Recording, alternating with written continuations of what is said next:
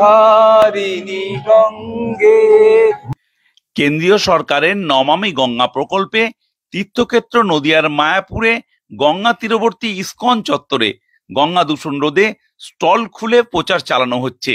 সেখানে আজ নাটকের মাধ্যমে সচেতনতার বার্তা দেওয়া হয়।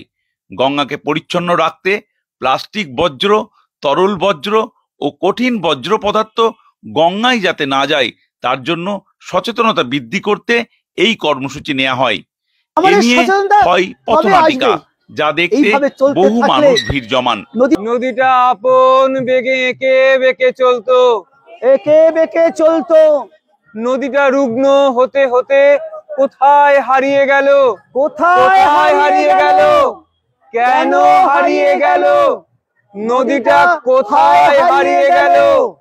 নদী, নদী তুমি কোথায়? তুমি কোথায়? তোমাকে আমরা ফিরে পেতে চাই, তোমাকে আমরা ফিরে পেতে চাই, ভীষণ ভাবে চাই।